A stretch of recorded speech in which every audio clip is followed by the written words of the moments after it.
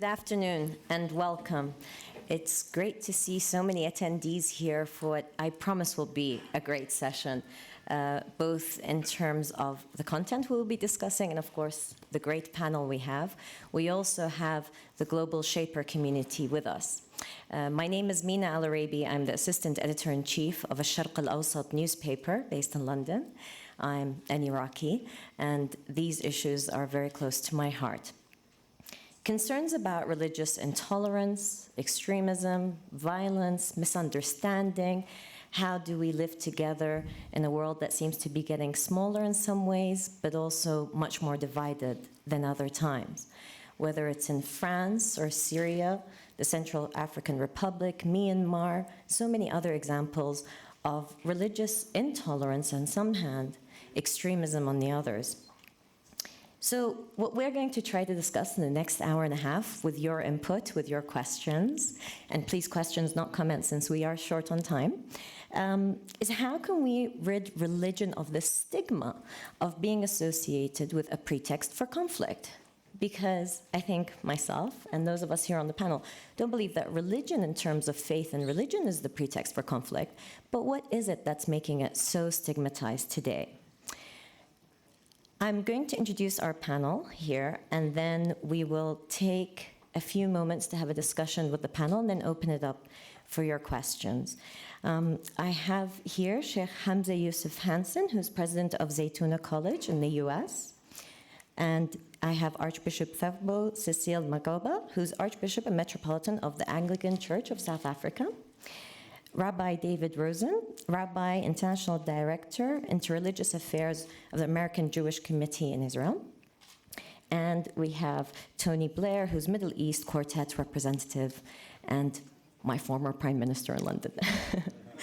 Okay, and we are also going to have global shaper hubs who are going to be dialing in with us. They've spent quite some time discussing this particular issue.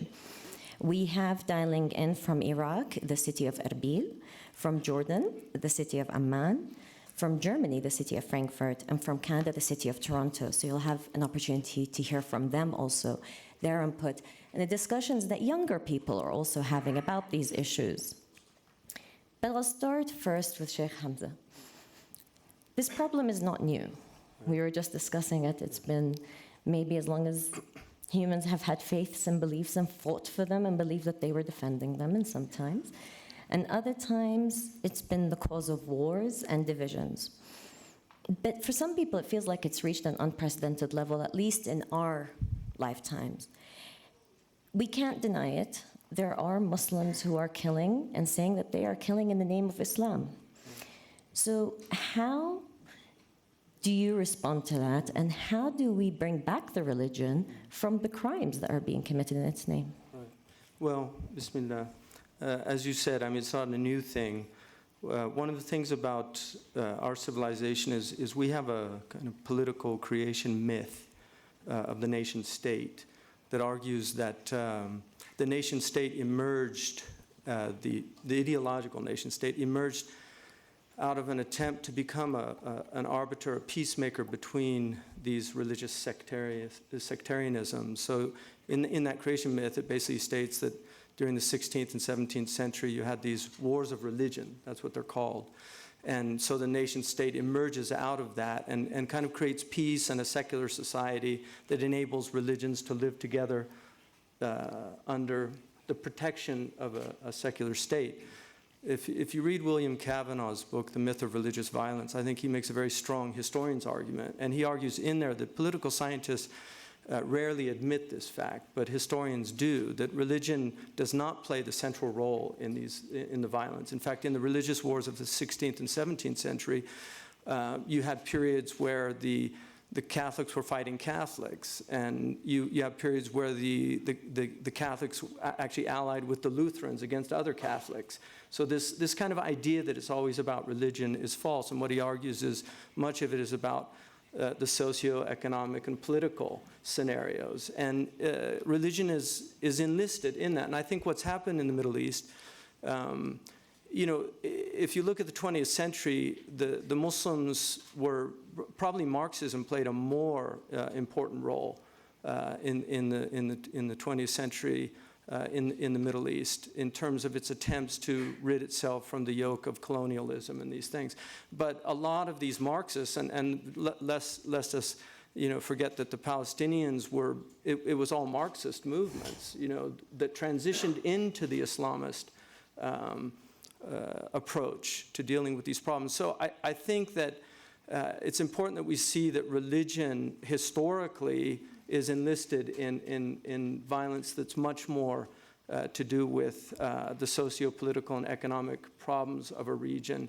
And I think for right now, the Muslims, we have a serious crisis because what's happened is what I would call traditional Islam, and I think people who understand the history of Islam will note that the Muslims have been one of the exceptional religious civilizations that enabled other religions to live peacefully amongst them. I mean, this is simply a fact. The Ottomans had a multicultural civilization, and this was part of their understanding, that they were there to protect these other religions. They called them dhimmiyun, and there's a lot of attacks on the idea of dhimmatud, but the meaning of dhimma was the protected group, and they really saw it. And this is why you still have churches they're being destroyed by these people that really are, this is a perversion of Islam.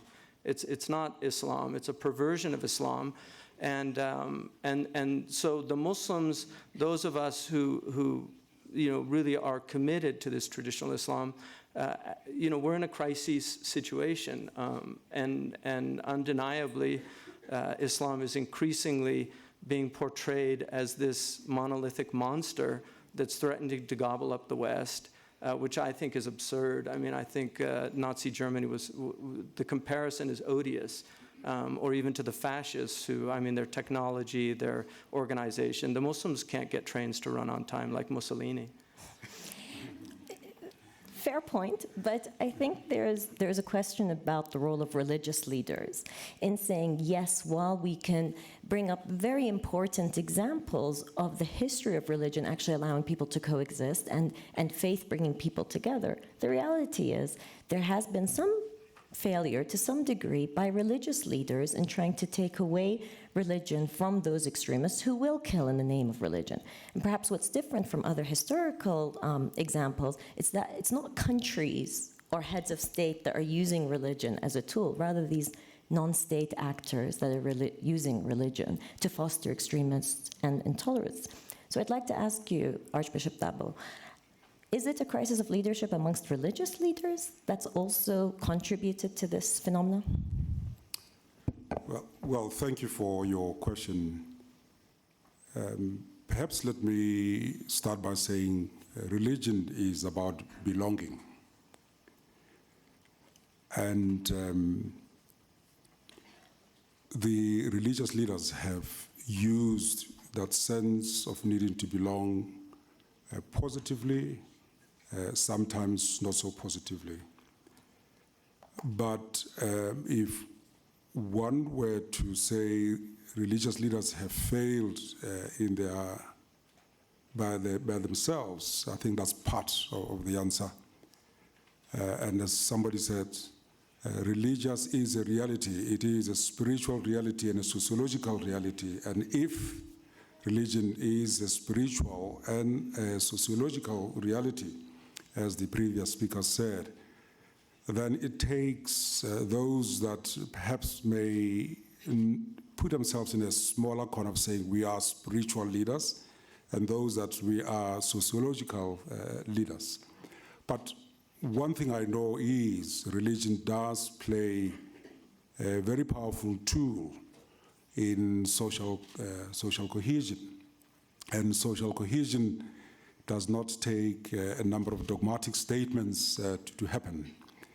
It takes the courage of religious leaders to say, if there is corruption amongst themselves, if there is abuse of power by those that have been put to be in charge of nation states or the sociological well-being of people, they need to speak up and speak out. And so that begs the question that why do people use religion as a pretext for conflict? Of course, people have realized that human beings are all fallible human beings, whether you are a religious human being or not. And if you are fallible and somebody has equated your religious belief to your sense of security, they can manipulate you at any time because they know that you will fear losing your security, you'll fear losing your power.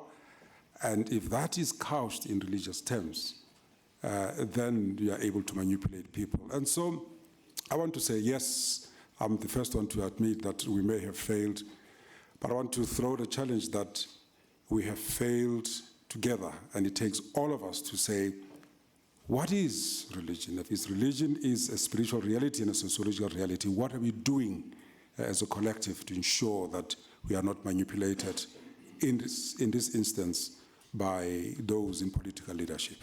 Thank you. Manipulation is a big part of politics, and Rabbi David, I wanted to ask you about the issue that many of these conflicts that are given a religious cloak are really political at heart, whether we look at the Middle East or we look at many other parts of the world. So why is religion so easily manipulated? Is it just a sense of a belonging, or is there a weakness in the political systems we have that allows religion to be used in this way? I think that's the million-dollar question. And I don't think there's a cookie cutter here. I don't think any one answer can be satisfactory. I've lived through examples of where you've seen the good and the bad of religion. My first role was in Archbishop Thabo City. I was rabbi of the largest Orthodox Jewish congregation in Cape Town. It was actually at the World at the time. And South Africa, and in the end, the government had enough of me and sent me packing. But South Africa was a classic example of where religion was both the problem and the solution, but not the origin of the conflict, which was racial persecution and the disenfranchisement of the majority. But religion was used by a certain element to bolster up oppression and to justify minority control. It was also the force that supported and nurtured the amazing liberation forces that brought about the new South Africa. So you see the good and the bad. After they got rid of me in South Africa, I was chief rabbi of Ireland. Ireland's a classic example of the abuse of religion, and not just on the part of non-conventional components, but on the part of the establishments, where it was abused on all parties. And yet, when the reconstruction of Ireland, the changes take place, that of course Tony Blair can take a lot of credit for, you've seen the enormously constructive role that religion can and must play. In fact, in both places, things improved generally when I left, so there's now a move to get me out of Jerusalem. Maybe if they get me out of Jerusalem, things will improve in the Middle East as well. Great, we've solved Middle East peace right here on stage. But I really think it has a lot to do with what Thabo just mentioned. I mean, religions have been described as made up of the 3 Bs, belief, behavior, and belonging. And it varies from place to place. Religion is not the same thing from one context to another, even within one religious tradition itself. But because it is wrapped up with belonging, with identity, when identity is threatened, we turn to religion to nurture it. If you look at the prophets of Israel, our ancient biblical prophets, they're doing one of 2 things. They're either challenging the people and saying, you've got to realize that just because you feel a special presence of the divine in your history, that doesn't give you any entitlement. You're no different from anybody else. Every human being has to be just and righteous. That goes for everyone without exception. And the other time the prophets are saying, don't worry, God loves you, he'll bring you back, everything will be okay. The latter is being said to the people when they're vulnerable. The former is being said to the people when they are actually secure. So religion both challenges us to live up to our highest, most noble principles, but it also provides succor, support, nourishment, sustenance, comfort in times of trouble. And when we feel threatened in any way whatsoever, it's natural and desirable to turn to religion to be able to find that support. The danger is that because religion relates to identity, identity not only tells me who I am, it also tells me who I am not. And in turning to religion to support me as, if you like, the righteous suffering, there is the danger that I will portray those who are opposed to me as the devilish tools of diabolical forces. And that's where religion can get so terribly subverted, in which this identity manipulation of belonging and of the nurture from religious commitment can become a tool for the most catastrophic actions, in which people really believe that they're doing what God wants them to do, that they're really doing something that's good for their religion, when in fact they are not only a threat to everyone around them, but they are the biggest threat to their own religious tradition and heritage themselves. So,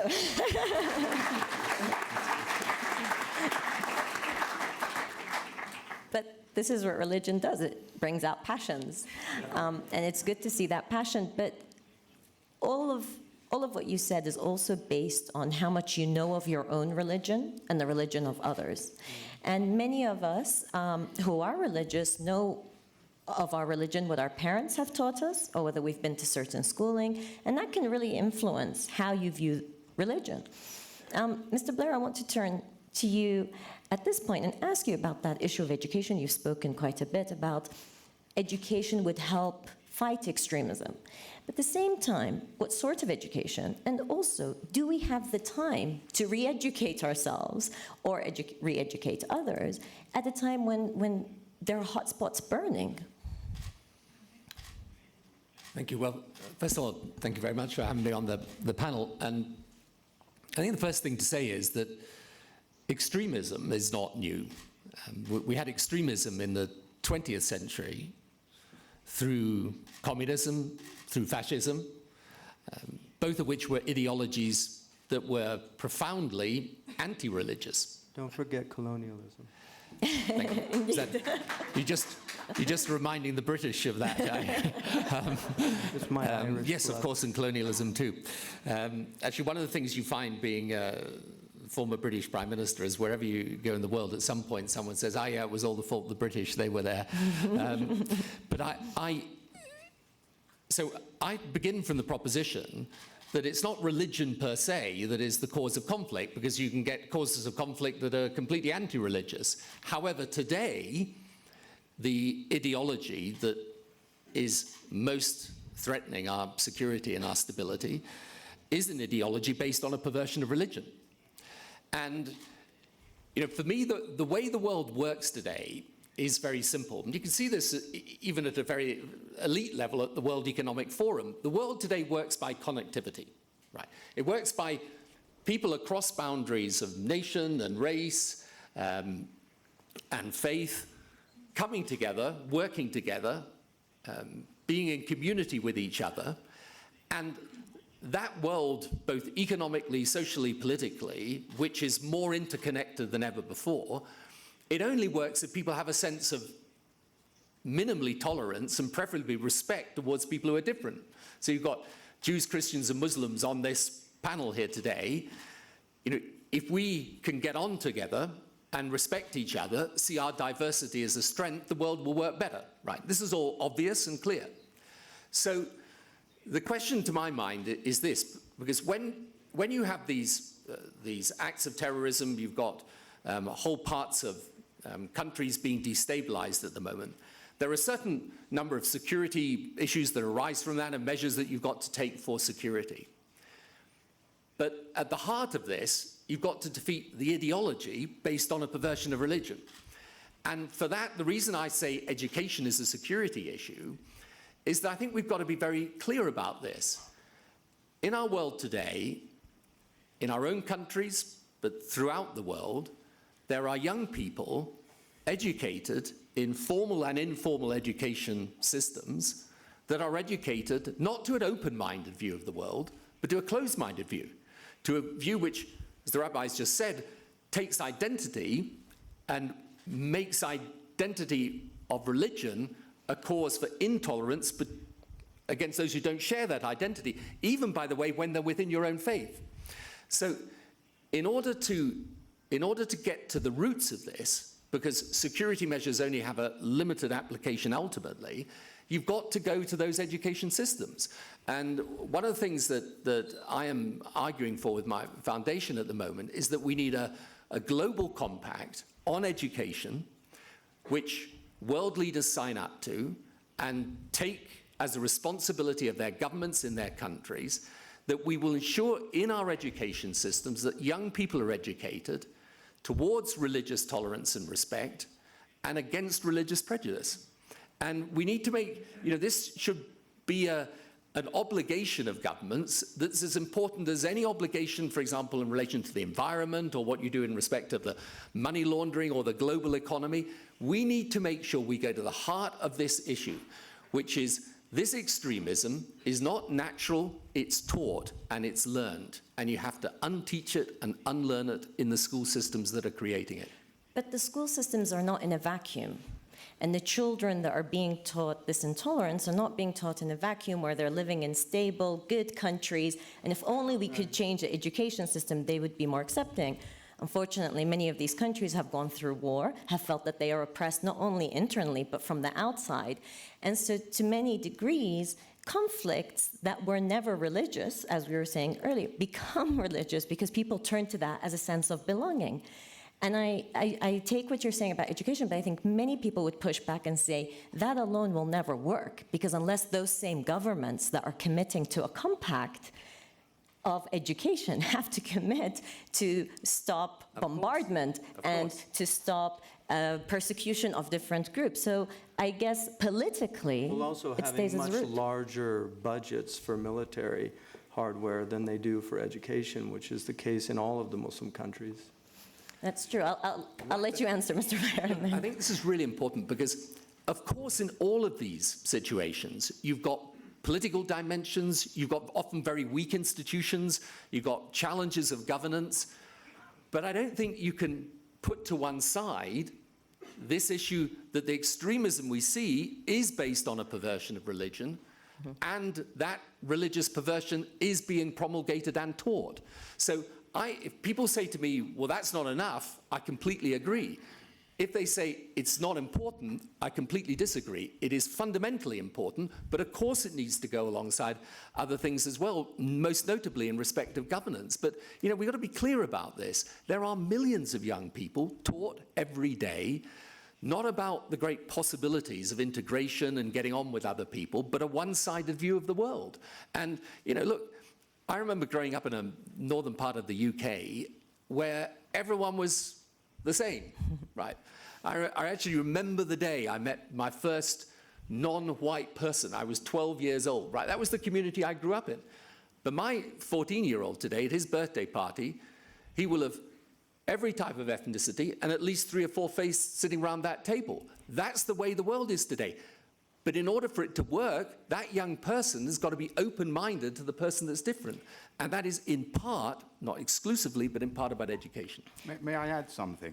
And just to affirm what's been said, but to state the obvious, which perhaps hasn't been articulated.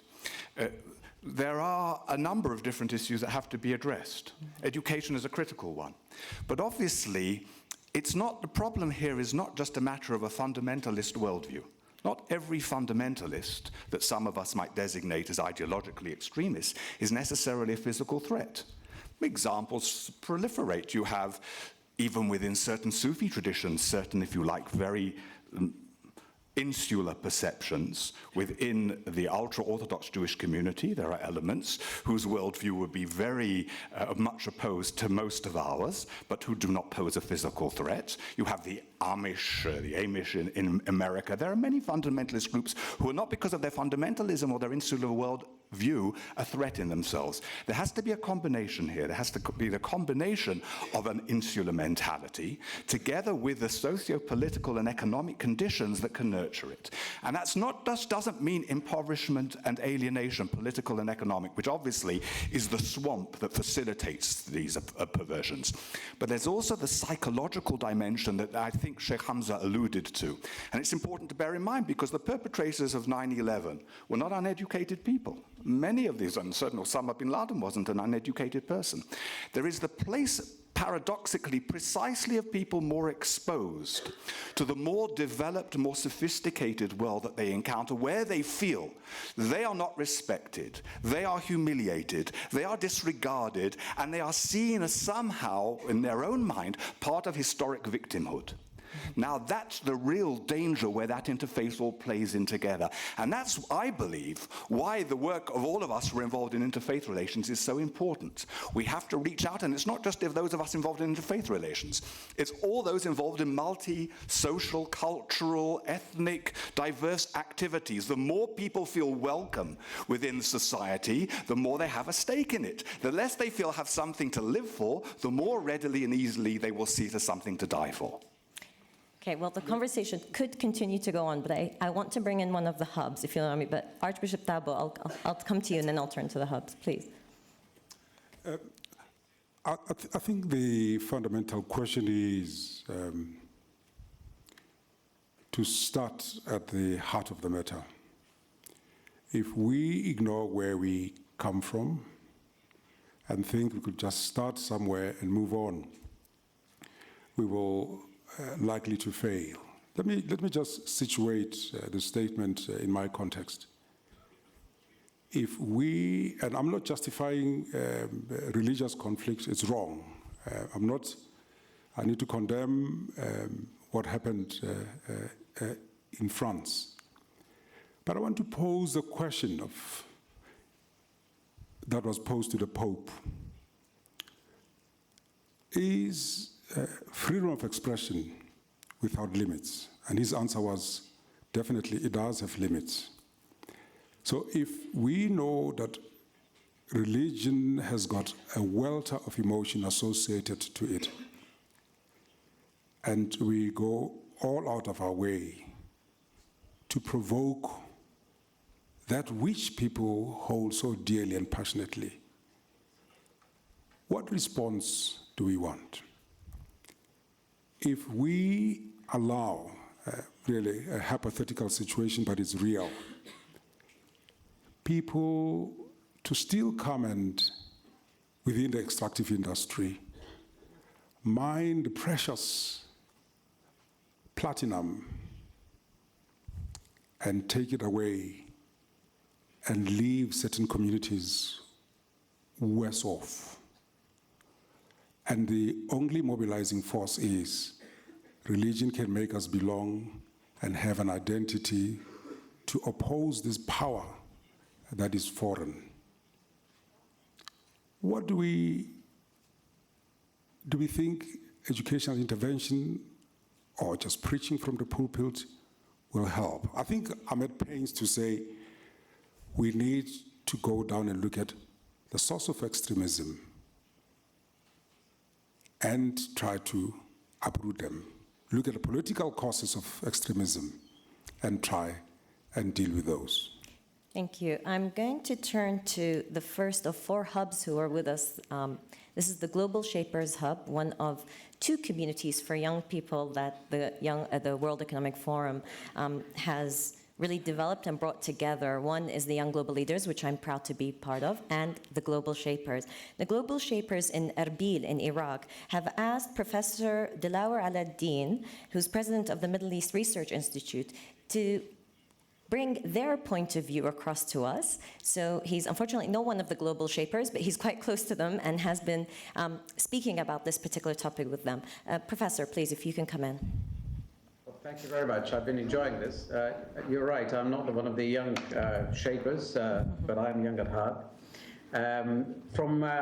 Really, I've been enjoying this debate, but from where I am in the Middle East, we do see all the religions, especially the dominant ones, the Islamic religion especially, is indeed subject to selective and narrow interpretations by different groups.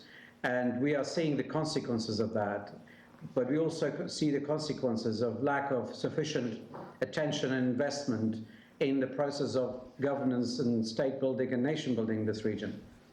In Iraq, in Syria, where we are at the moment, we can see that the whole region is descending to dark ages. with several dysfunctional or even failed states crumbling.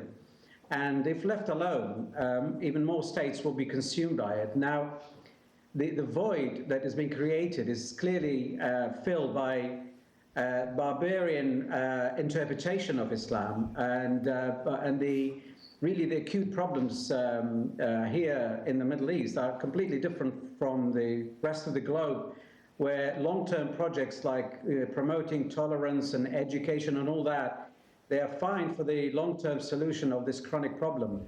But actually, what we face here are the acute issues that are existential for many of the minority religions and for communities that have been uprooted.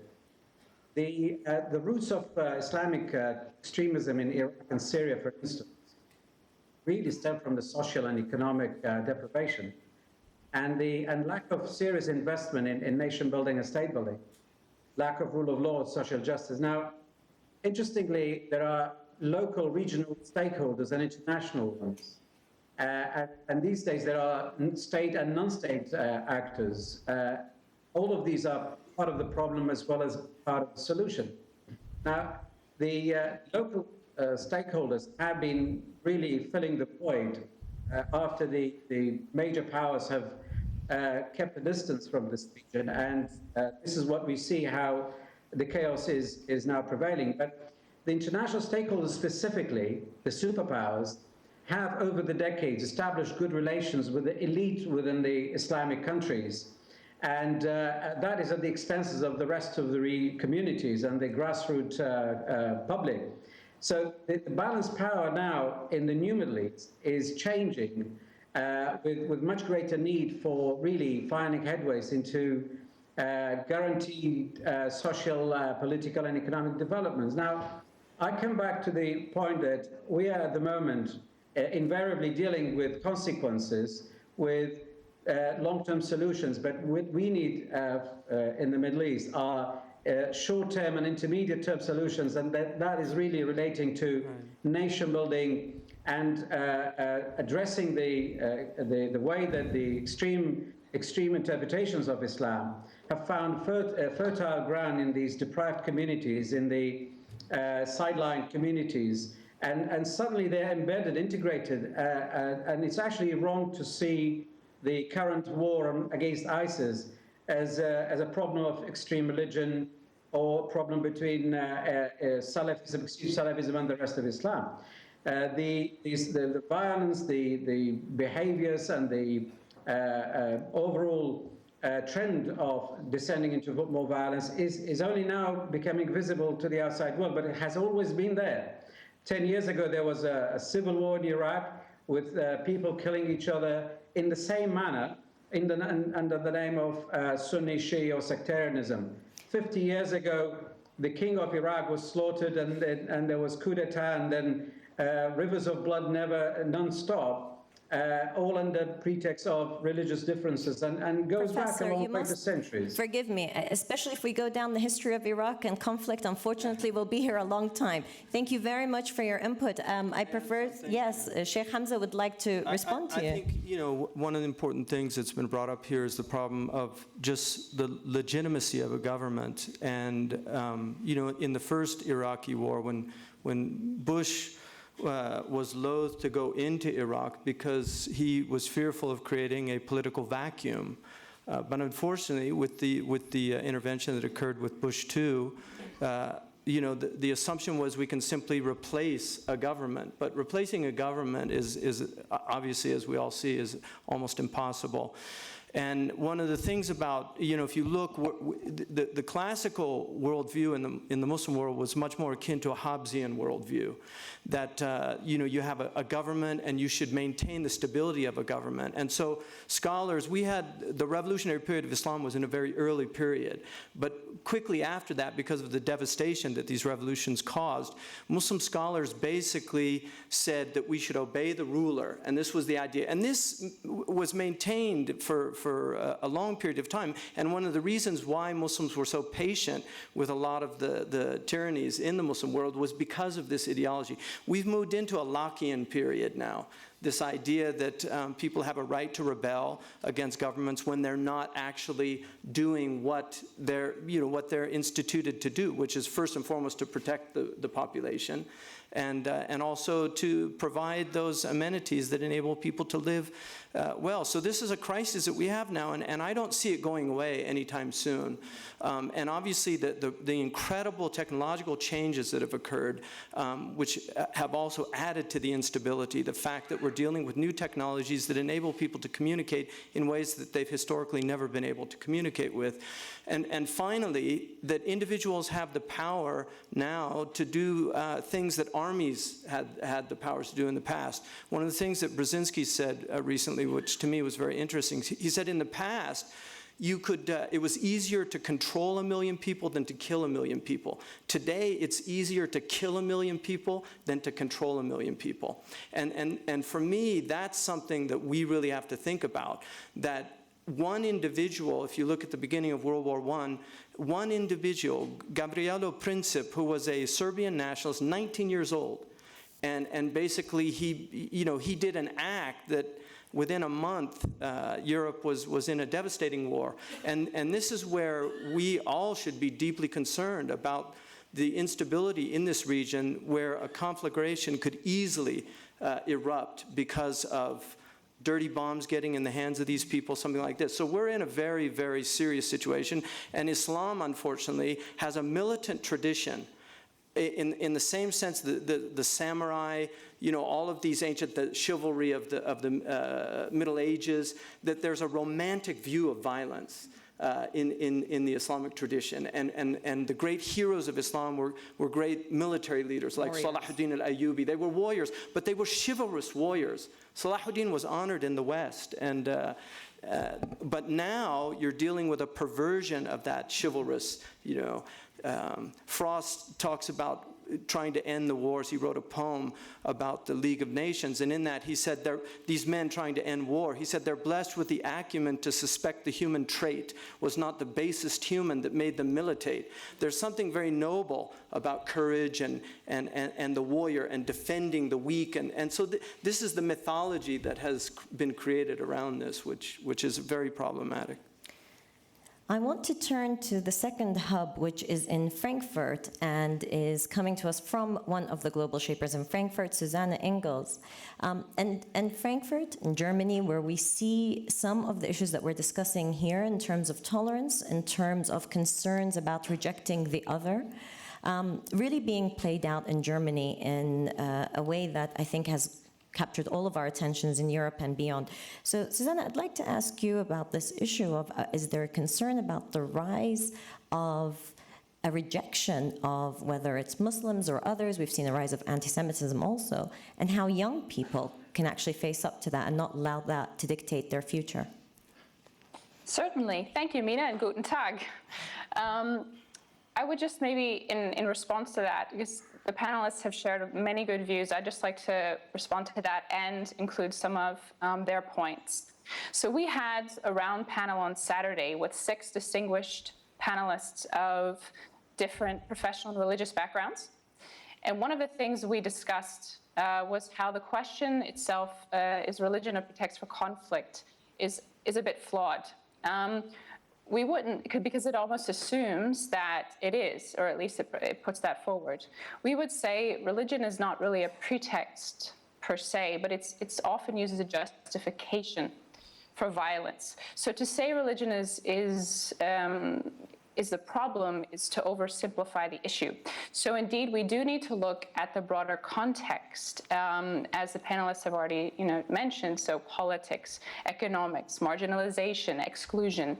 And a lot of these things are not necessarily brought forth in the media, because commercial mainstream media often portrays just the exceptions and also simplifies the issues so that it's easy for the mainstream masses to understand.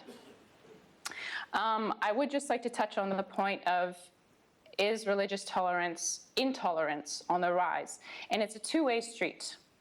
We can get religious intolerance from religions towards society and then from society towards religion. And in the first case, I would say that religion is intolerance towards society is not necessarily on the rise, But because violence, as Mr. Blair commented, has always been in society. It's been a part of our humanity. However, when media highlights these extreme cases, then the more it does that, the more then the masses perhaps believe that religion is the source, and conflict is growing in intolerance. But for example, ISIS has been active for years before media actually brought it to light, media, Susanna, I'm afraid your voice is kind of breaking up, so if you can get closer to the microphone and speak a little slower, we might be able to hear a little more clearly. Is this better now? Yes. Thank you. Okay, so I was just saying the point of religious intolerance towards society, it's not necessarily on the rise. Violence has always existed, as Mr. Blair pointed out, but media highlights these extreme cases. And for example, ISIS had been around and active for years doing these atrocities before media brought it to light. Well, once a Westerner was beheaded, then it became news, and now it's a big deal. So second, I guess, the other side of that is intolerance from society towards religion. And now this is where I think we're getting into real issues today, because the general opinion of mainstream media, at least as I've felt as a practicing Catholic, and as I've just seen in the masses, is that religious people are considered foolish, simple, and unintelligent. And I think that's a general feeling that we're getting as young people. And I can understand that because there are many religious people who have faith without reason. It is our duty to have reason with faith, and they go hand in hand. So because the general opinion is going in the direction of thinking religious people are, simple-minded, the mainstream then provokes us. It provokes it by publishing, disrespectful cartoons, for example, and then it becomes more acceptable to make fun of religious people and put them down. Now that's dangerous because those religious people, as we've commented earlier, there's an identity with that. And when you attack an identity, especially of a minority, then there's significant problems and conflicts that can result from that. Now, I'd just like to talk briefly on the point of what we found are potential solutions. And there are two, which we agreed upon. One would be integration, and a part of that is education, as Mr. Blair pointed out. We can look at example of Denmark. Denmark in 2013 saw 31 people leave the country to go fight as extremists in Iraq and Syria. And what did the country do? They brought them in, they said, okay, how can we integrate them? They gave them education and they gave them jobs. And then the following year, only one person left. So I think Mr. Blair is onto something when he says education, jobs, of course, we provide them. And then once we integrate, then we have this belonging feeling, and that's a potential solution, for example, what France and Germany could look at. And the solution I would suggest is one of the reasons I believe that the West is not able to relate well to the Muslim community is because we've also lost our own Christian roots. So if we could go back to that, that might be a basis for us to better communicate and better respect the Muslim community, because that is something I feel that we've lost, unfortunately. So thank you. Susanna, thank you very much for your input.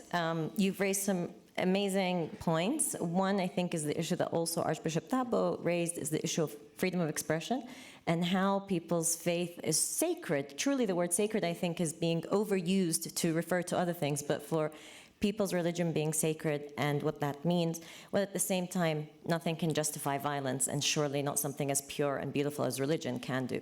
Her point, I think, was very important about identity, that we recognize racial identity and we recognize the fact that people should not be denigrated because of their race. So in public spheres, people cannot use the N-word. In my country, you can't use spick or mick or kike or any of these words that used to be quite widespread, because people recognize that it's not right to denigrate people. Religious identity for a devoutly religious person is far more profound than racial identity. And this idea of embracing the denigration of religion, which is something the West relishes because a lot of the whole modern secular world is an attack on religion. But also, I think because people fought hard to be able, in their minds, to have the freedom. You can condemn and criticize religion, I think, by all means. Have academic conferences on why the Quran is a made-up book from the Bible and the Torah. Write about atheism, why it's preferred, or secularism. All those things are fine, but when you mock and make fun of people, especially disempowered people like in France, Moroccans and Algerians that are now French. They have a history, and they also have an understanding of growing up in a society that colonized the countries that their fathers and grandfathers were from. And they're in ghettoized situations. 60% of the inhabitants of French prisons are Moroccans and Algerian background and things like this. So the radicalization is very easy to occur when you mock and denigrate. Satire in the West is used against the powerful, traditionally. So when you use satire against the powerless, it's not satire anymore. It's just absolute lack of civility and common decency. But the other point that I was saying, the other point that she's highlighting, which cuts across religion, is the whole notion of fear. People normally play on people's fear. She mentioned a statement that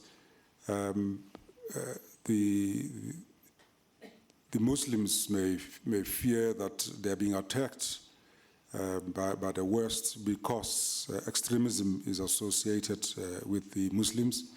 And possibly since 9/11, the West will also fear that they are being attacked because the extremists that attacked America then were supposed to be Muslims. And perhaps before this discussion degenerates into a sense of hopelessness and us playing on people's fear, we need to underscore the fact that out of roughly 6 billion population, only a handful are these extremists. And so globally, there are good people wanting the best out of religion and no religion. I just wanted to weave that into this discussion.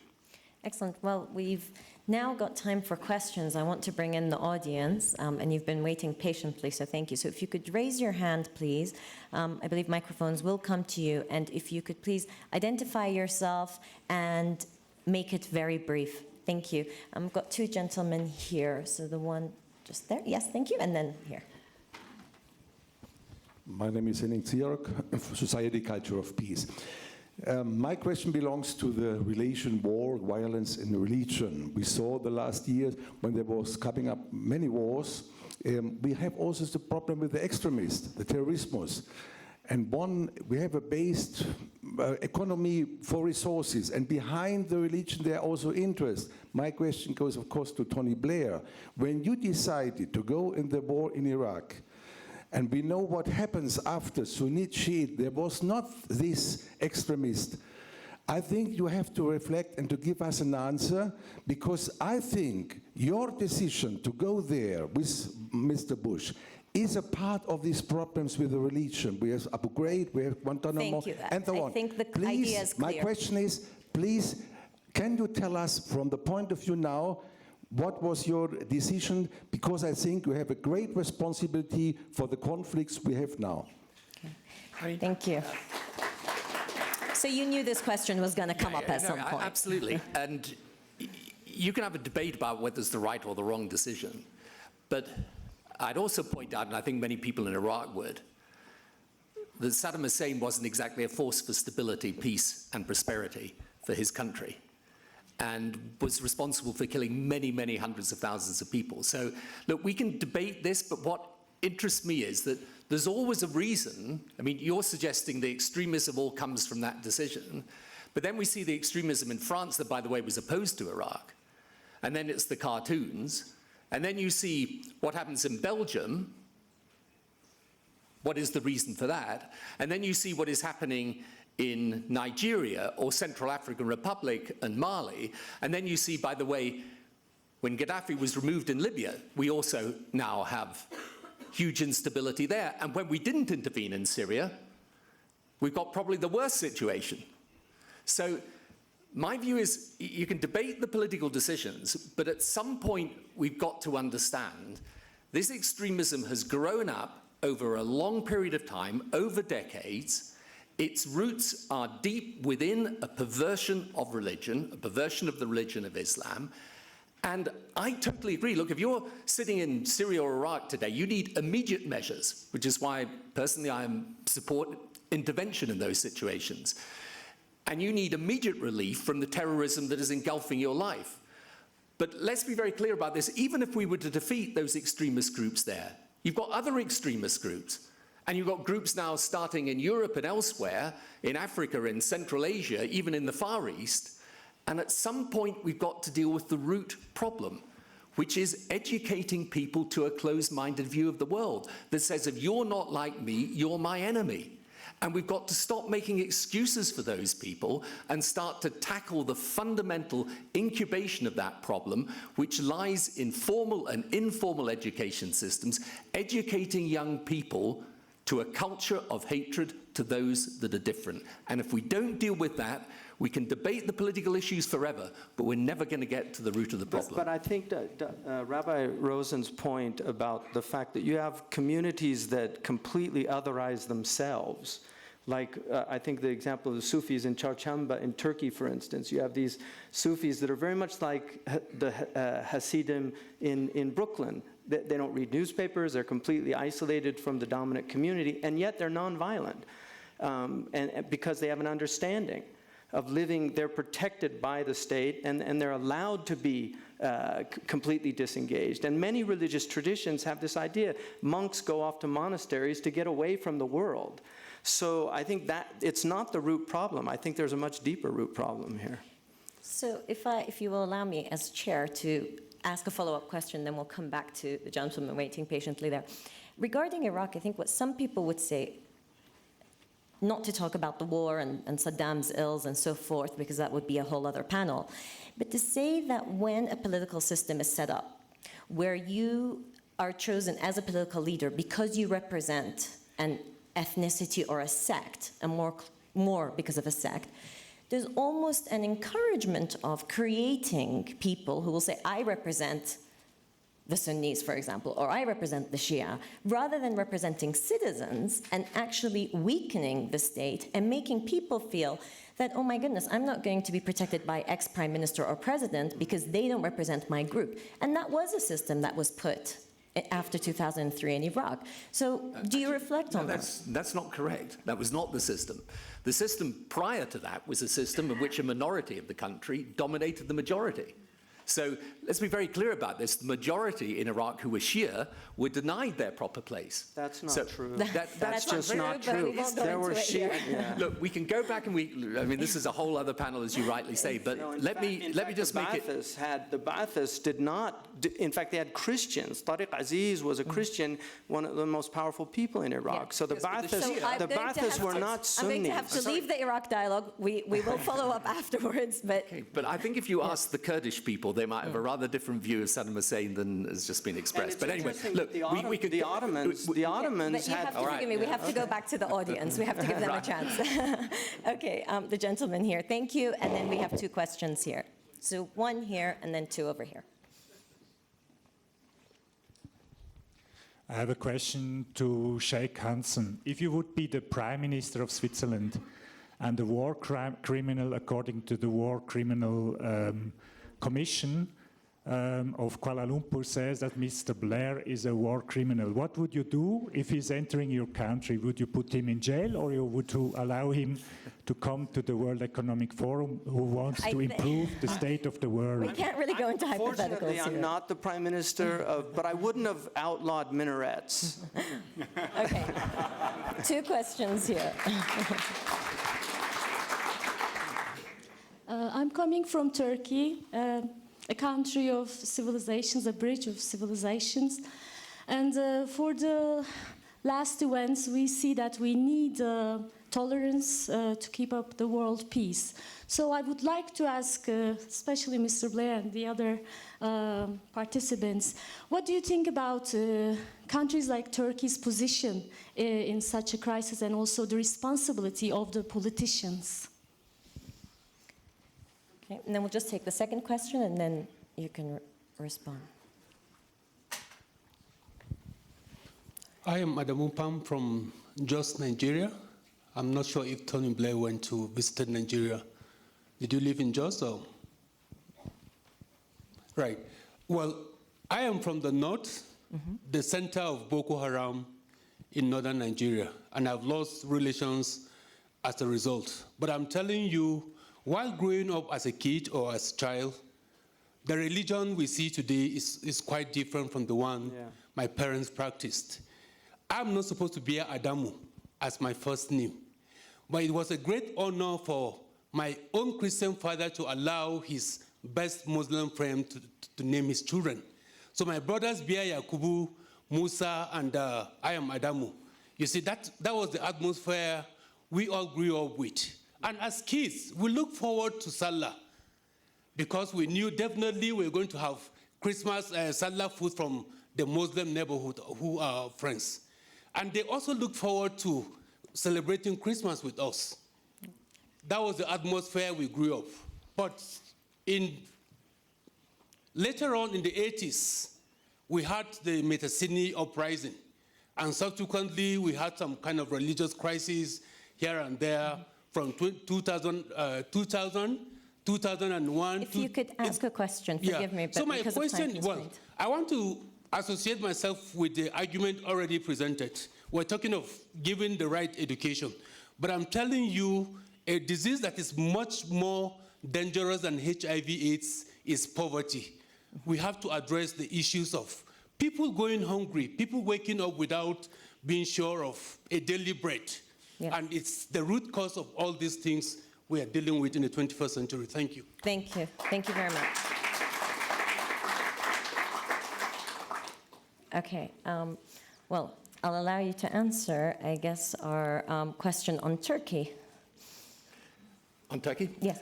I mean, I think Turkey, because it's got the G20 this year, is enormously important because Turkey actually created, along with Spain, the Alliance of Civilizations.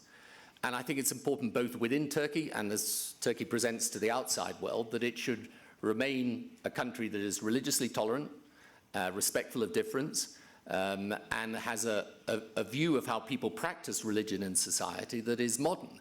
And my view is that that is essentially a view where we accept a common space in our society where people of different cultures and faiths all share certain common goals. So for me, it's not acceptable to say that my religion says that women should be treated less equally than men. I think equal treatment of men and women is a fundamental right. That's part of the common space. But then when it comes to practicing people's faith, they can practice their faith in different and diverse ways. I just want to make one comment on Nigeria. I mean, I agree, particularly in northern Nigeria, you can see the effect of poverty over a long, long period of time. I just want to make this point, though, about the relationship between the politics and religion. Because what's sometimes interesting to me is that I sit here as the politician and say, well, actually, religion is the issue. And the religious people sit there and say, well, actually, it's the politicians. And the truth is, it's both of those things together. But here's what's really important to recall and remember. In northern Nigeria, if we don't deal with both of those issues, we've got a problem. Because at the same time as it's true that poverty can create a breeding ground for extremism, it's also the case that if people are being educated to a version of religion that is extreme, that's a problem in tackling poverty and development as well. So the two things I don't think should ever be isolated. They go together. And you need the economic development, the institution building, but the religious dimension is also important because where religion is taught badly, it causes a real problem for the country in getting to grips with its economic development. Yeah, I agree. Sorry. I agree. I mean, there's good religion and bad religion. And in the case of Nigeria, one needs to pose the question, who is Boko Haram? Who benefits from the presence of Boko Haram? Why would a small extremist group be so well armed? Who's arming Boko Haram? So the whole issue of militarization is quite a key point that we need to face squarely. But I want to also agree with you. Conflict is as a result of really the need for resources and material and food. And it could be dressed in all sorts of cloaks. But I just wanted to pose that question that who is Al-Shabaab somewhere? Who is arming Al-Shabaab? Who's benefiting from a militarized, well-armed Al-Shabaab? Where do they get those sophisticated machinery? In Nigeria? I'll leave that question for you to answer. And another panel to be determined. We're having great conversations, but I want to come back to the audience. There's a gentleman here at the very front who is waiting to ask a question, and then we'll go to the middle. Thank you. I'm Michael Barber. I should declare that I once worked for Prime Minister Blair with great pleasure. But I here want to talk about education and reinforce the argument, really put it to the panel. But first, with a preamble, I've been working with the Chief Minister of Punjab in Pakistan, 100 million people reforming the education system. We've got 2 million extra children in school over the last 3 years. We're now focused on improving the learning outcomes. He is a devout Muslim leader building an effective state that can deliver the kind of education that Prime Minister Blair talked about. And the point I want to put to the panel is effective state building goes with the long-term education agenda, but we're never going to fix these problems without much improved education. Okay, thank you very much. Okay, there's 2 ladies here. We'll take them, and then I'll come back at the second round. Okay, just 2 over here. Yeah. Hi, my name is Sintijn Bulhoff. I'm from the Netherlands. I'm a writer, mostly, and an editor. And I've been thinking a lot about the Charlie Hebdo attacks. I've read a lot about it constantly, obviously, and I've been thinking about it on a more perhaps abstract level, in the sense that I've been wondering whether it's less of an attack on the freedom of expression, and perhaps more of an attack on the concept of laïcité in France, so of the secular state. And I was wondering what your thoughts were on that on a religious and on a political level. Thank you very much. Okay, thank you. And the lady just behind you, please. Hi, everyone. I'm Fatima. I'm actually a global shipper representing the Muscat Hub in Oman. Hi, Amman, Frankfurt, Toronto, and Erbil. So while I applaud the forum for their initiative, bringing people of differing opinions on the same stage and having a dialogue about it, I think what's more important is that actions speak louder than words. So my question for all 4 of you is that, what do you plan to do once you get back to your respective destinations with all the talk that you've been doing this week regarding religion and conflict? Once you get back, what do you plan to do on the ground with what you have just discussed this week? Okay, great. Okay, hold those thoughts. I'm just going to bring in the Toronto Hub, since we are now speaking to the Shapers. I'm going to bring the Toronto Hub, and then please hang on to those questions and give them answers. So Toronto is represented by Matthew Thomas, if I'm right, and he's a global shaper. So thank you for patiently waiting with us. And we'd like to hear about integration, really, and Canada as an example of both people from different walks of life living together, but also the issue of religion and how it's been tackled there. Thank you for having me. It's a great question. We've started to touch on a few things around freedom of religion, and I think interfaith cooperation is a very key aspect of Canadian society. When we think of top to bottom here in Canada, it's a very special place for religiously motivated cooperation as opposed to conflict. And there's multiple drivers of that. One of the most important in Canada and Toronto, though, is that we have a relatively high regard for freedom of expression and freedom of religion. These freedoms matter quite a bit to us. We try in our charter. Sorry, you have to forgive me, your voice is breaking up, so we heard you well until freedom of religion and freedom of expression, but we've lost you. And as a result, they give us good discipline for what we need. These rights, while they're very easy to take for granted here in Canada, they're a fundamental precondition to the amazing sense of pluralism that we have in Canada, and it acts as a driver for interfaith cooperation. As a quick example of how that plays out here, last year the provincial government in Quebec recently proposed a law that would ban the wearing of conspicuous religious symbols in public institutions and to access public services. And then last year the Quebec electorate overwhelmingly rejected not just the proposed bill, but the party that tabled it in the first place. And so these laws and these rights, they actually set a culture where fear of others, fear of losing our own self-identity is not a driver of our politics, and it's not a driver of our laws and our lives. Instead, we have the confidence to invite others into our homes of different faiths. We believe you can give someone else a right without necessarily having to sacrifice your own. A really important point, though, is while that's at the highest levels, the beauty of interfaith cooperation in Canada is it happens at the very local levels too. I'm really So 2 sorry days ago, we because explored- we're really interested to hear the rest of what you're telling us, but we can't hear it well. So let's give it one more try, and then unfortunately we might have to wrap it up. But try to speak slower and closer to the microphone, please. Household as well. No, that didn't work. I think we're having a time delay. But I think that the issues you raised, of course, about laws and the discussions that laws, whether they're accepted or rejected, allow between people. I'm really sorry we didn't get to hear the rest of what you had to tell us. If you want to give it one more try, and then otherwise we'll call it a day. Sure. Can you hear me? Yes. Okay. So we explored interfaith cooperation at the local level here at an event 2 days ago with 50 interfaith leaders across the city. Many faiths, many different aspects of the Greater Toronto area represented. It's a city of very diverse proportions. At the city level, we looked at cases of how over 250 faith leaders came together across faiths to actually lobby against the proposed casino here in Toronto. The faith leaders remarked that it's never been done at that scale before, and that's how faith leaders have come together to cooperate on the city building level. We also looked at it from an environmental and a neighborhood level, and in particular, how faith communities are coming together to prepare disaster-resilient action plans in the face of extreme weather.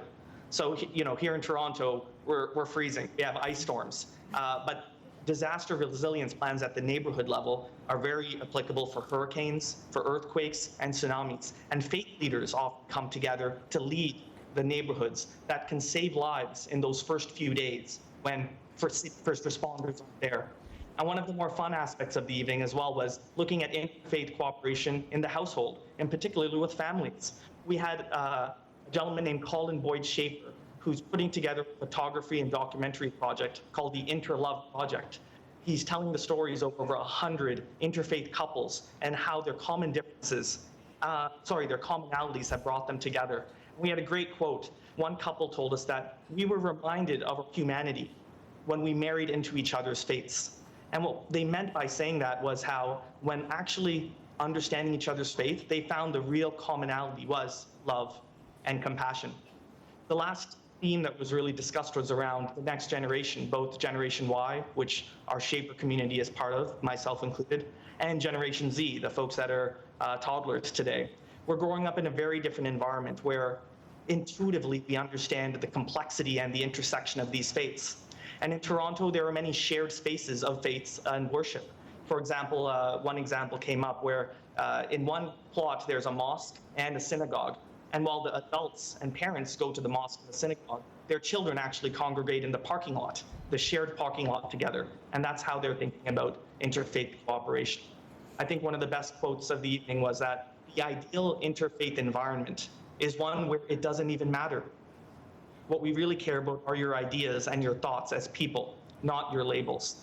And so that's where I think young people can really come and lead the way, hand in hand with folks who have been doing this for many, many generations and decades.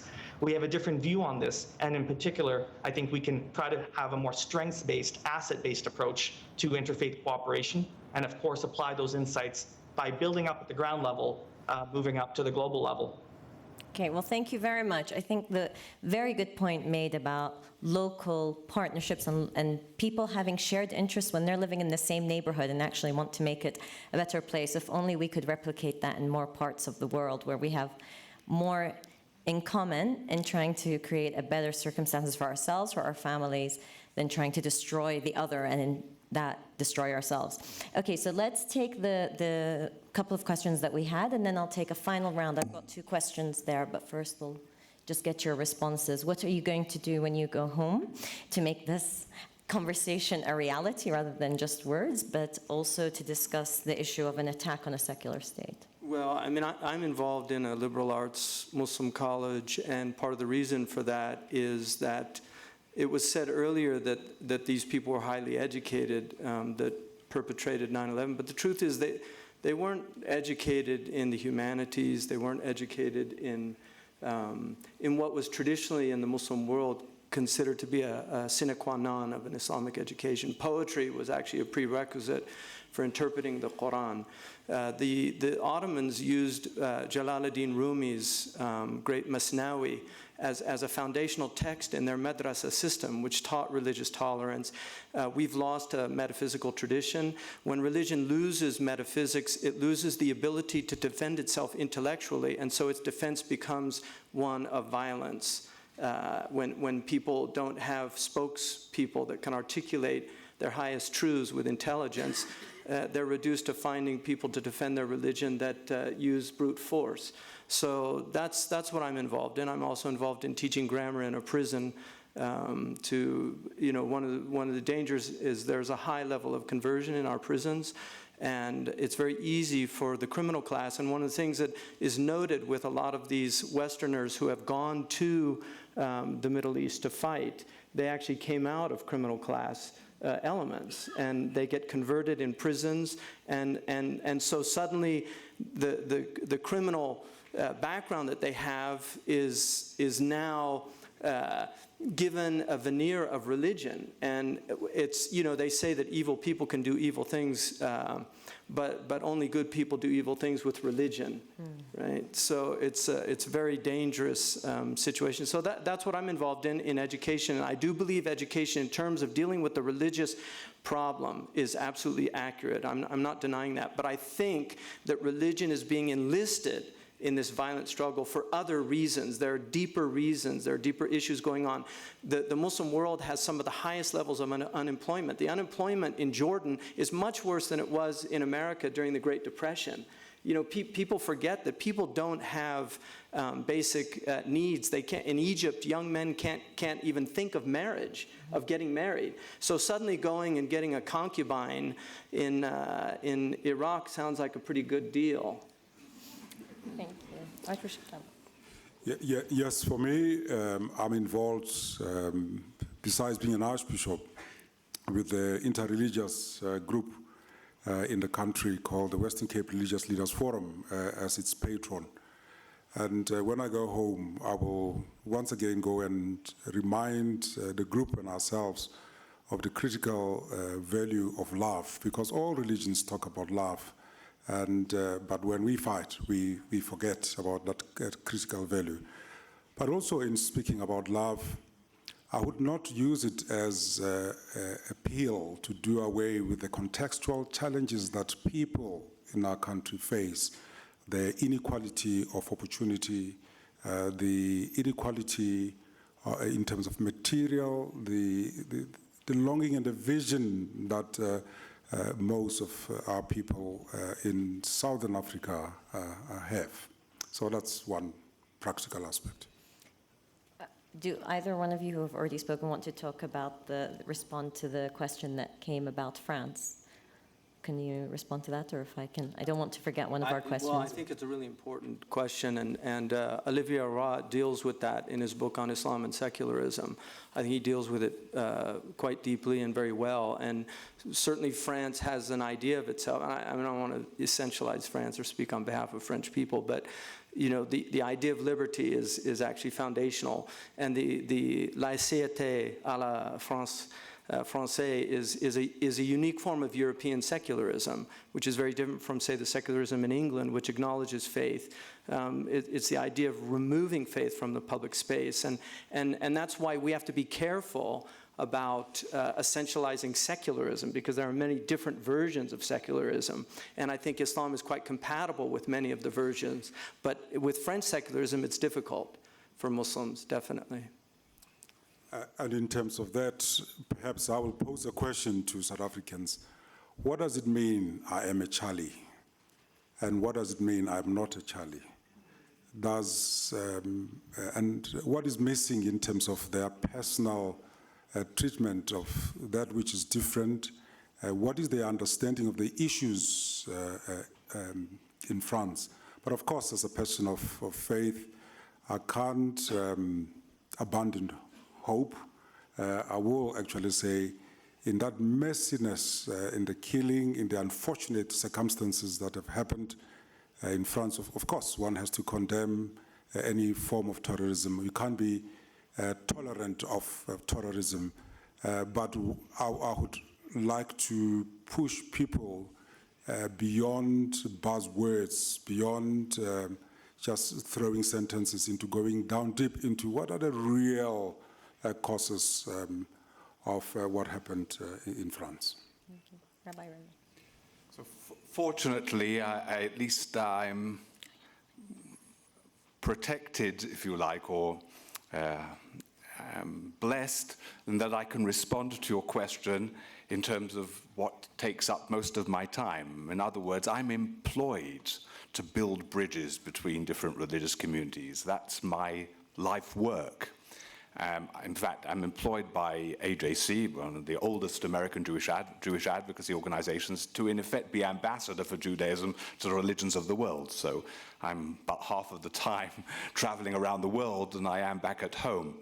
And that is part of what I was trying to emphasize before, the importance not only of counteracting prejudice and bigotry, something I learned from my South African experience, and therefore to be able to be understood correctly, and to be able to be represented correctly, but to be able to understand others and to be able to represent others correctly. And the importance then of building these bridges, that is my passion. That's what my life is committed to. And when I'm back home, living in Jerusalem, in Israel and Palestine, that's what I try to dedicate myself to. And I'm proud to have founded an interreligious coordinating council in Israel, which brings together over 70 organizations working in interfaith relations one way or another. We founded a council of religious institutions in the Holy Land, which brings together Palestinian leadership and Israeli leadership. And Mr. Blair has met with this particular leadership. That's both of the Sharia courts of the Palestinian Authority and the Ministry of Al-Qaf, the chief rabbinate of Israel, and all of the patriarchates. There are an enormous amount of endeavors, which of course you don't read in the press because that doesn't sell newspapers or get a rating in terms of TV, enormous positive endeavors. And I'm also a founder of an organization called Rabbis for Human Rights, which works primarily in terms of Palestinian human rights. When I've been criticized, I've hardly ever been criticized because I care about Palestinian human rights. I've often been bitterly criticized because I work together with Reform rabbis, which for Orthodox colleagues is considered a very serious sin. But what that also dovetails is the importance that religious interfaith activity is not detached from the human rights issue.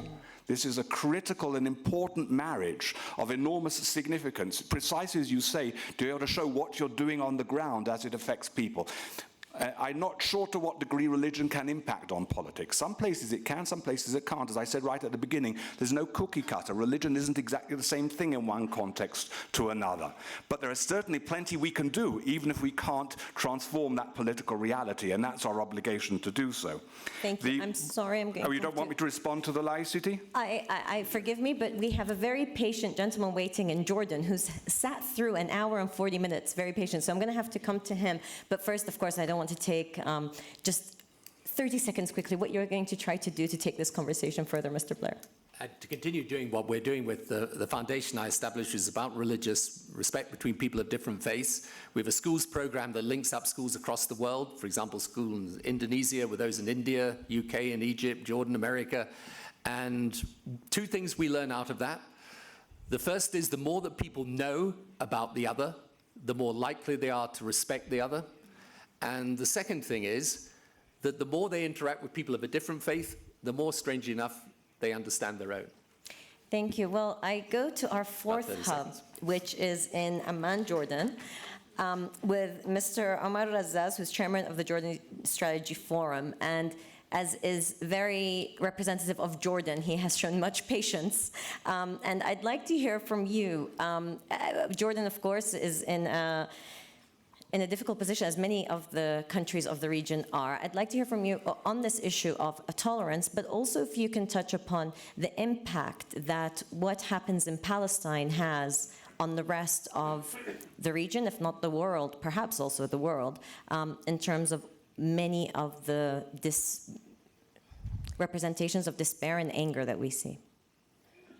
Yes, well, thank you very much. I hope you can hear me well.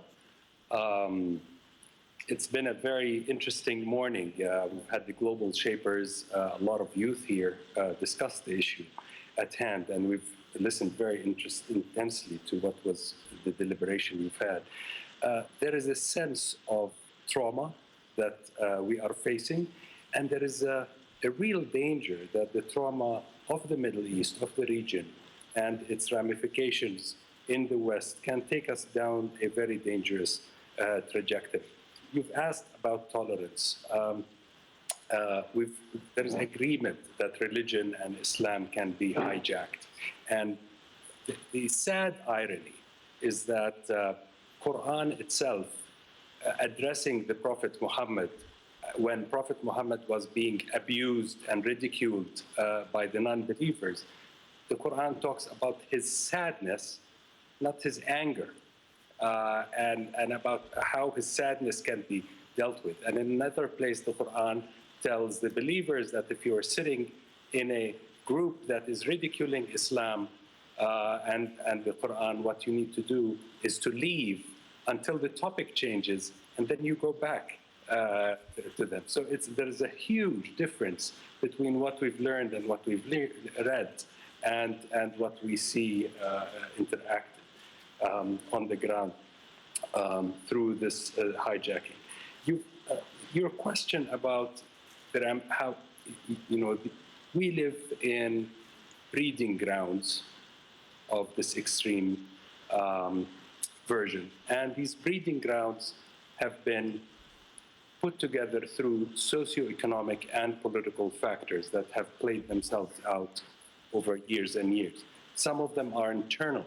Some of them have to do with certain interpretations of Islam, but some of them are the result of the trauma that the region has suffered over the years, partly internal, partly regional, and partly international forces. A number of the panelists talked about youth.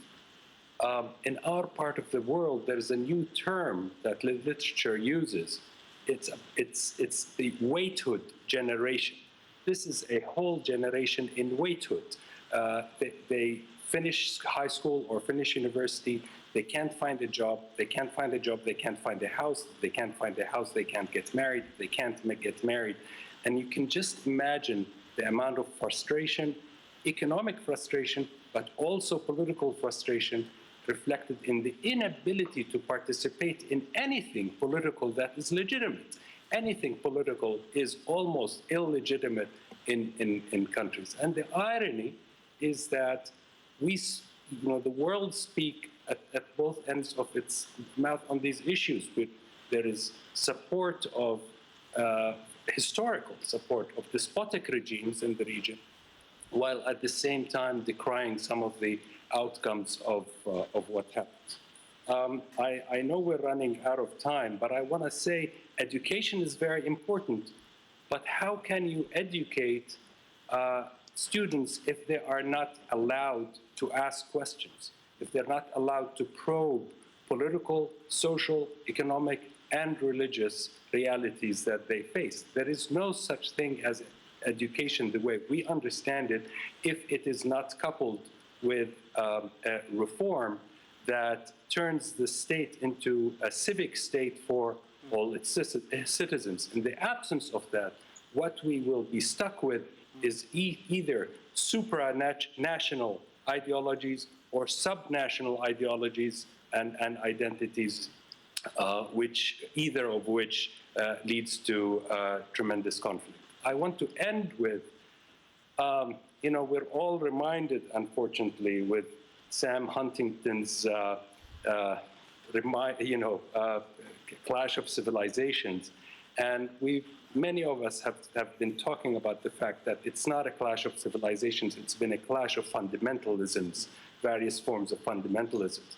And the only way we can get out of the dangerous track we're onto now is really an empowered alliance of civilizations, a real alliance of civilizations.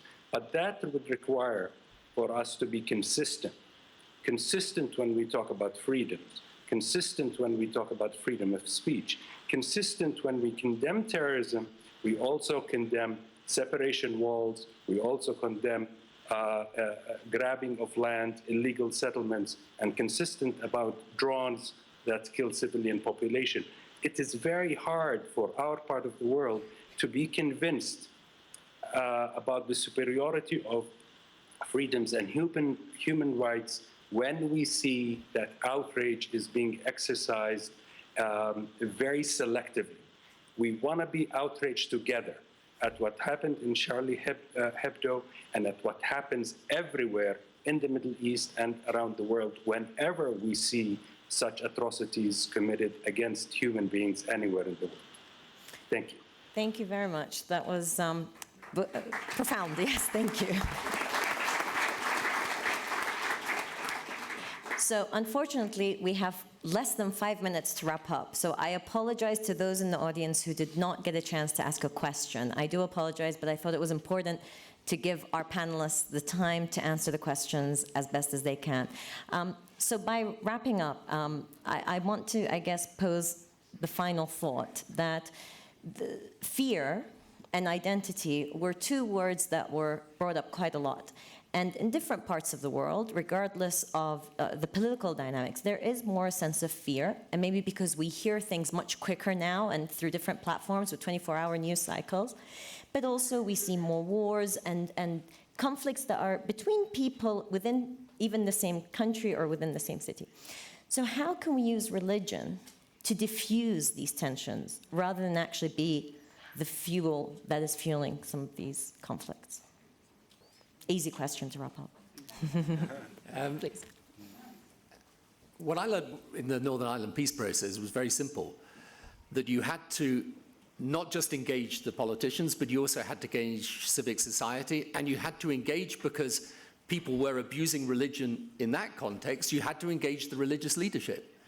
And the best way of showing that you're against the abuse of religion, when you identify yourself as one type of religion and say everyone who doesn't agree with me is my enemy, the best way of demonstrating the opposite is for people of different faiths to come together. And this is why the whole question of interfaith dialogue is so important and so fundamental. And it's absolutely right, as the colleague from Jordan was just saying, by the way, that if you're going to educate young people, they've got to be able to ask the questions. And that's why I say the more that people know about the other, the more that they see people who are different coming together, working together, living together, learning from each other, the less likely you are to have conflict. So the question is, and this is, as I say, strange for me as a political leader to be saying this, we actually as political leaders can't solve these problems on our own. You know, we need the religious leadership to be standing out there and saying, we're reaching across the faith divide, we're sitting down with people who are different, and we're working together. And by that demonstration, we are showing, by the way, not just that people of different faiths can live together, but also that people of different faiths and no faith can live together. And that is the true answer to these questions about secular versus religious. Faith has a right to speak. Faith does not have a right to dominate. In the end, the only societies that work nowadays are ones that are pluralist, ones that accept difference, celebrate it as a strength, and make sure that society as a whole allows people to practice their faith, whatever that faith may be, but in a common space of shared values that are about liberty and freedom and the ability of people to express themselves and live themselves as they choose. Thank you. Well, bye-bye, David. Okay, so let's agree we're going to do one round of applause at the very end, because I'm running out of seconds at this point. I'm going to save you at least part of the time by agreeing 101% with Tony Blair, and I can then pass over and allow my colleagues to go on. It's a great speech, by the way. I also want to reiterate that freedom and mutual respect are key values that are enshrined within our sacred text, and if we really uphold those, we will be able to transcend all the differences. And also repeat my earlier statement that out of the 6 billion population members, only a handful could be said to be terrorists. So let's not be overwhelmed by just these few. One of the intriguing aspects of Arabic is the word for right is also the word for responsibility. So the Arabs understood that there are two sides of one coin. Freedom of speech is a right, but it also has responsibilities that go with it. My own teacher, Sheikh Abdullah bin Bayya, argues that, that we have to spread peace, and this was one of the essential messages of the Prophet Muhammad. He became, as Karen Armstrong points out, a peacemaker, trying to stop the violence that was widespread in the Arabian Peninsula at the time. And he argues that within the context of peace, we can redress wrongs more effectively and with greater hope than the context of war, the outcome of which is never known. But like Kennedy or Ted Sorensen, whoever wrote his speech, said that if we make peaceful revolution impossible, we make violent revolution inevitable. And I think that this is what happened with the Arab Spring. There was a lot of hope, but all of this was really made impossible. And so we're seeing, unfortunately, the attempts to change the conditions through violence, which is a disaster. Thank you. Well, before I thank our panelists, I want to leave you with one thought that I often think of, which is a hadith of the Prophet Muhammad sallallahu alaihi wasallam. He said, "Khairun nas man nafa'a nas," which is the best people are those who benefit people. He didn't say benefits Muslims. And so I think for us, especially being here at the World Economic Forum, I'm part of the Open Forum, is thinking how we can help others through some difficult times. I'd like to very much thank the Global Shapers for putting together much of this session today and for their participation. I'd like to thank our panelists, and I'd like to thank you very much for your coming and joining us today.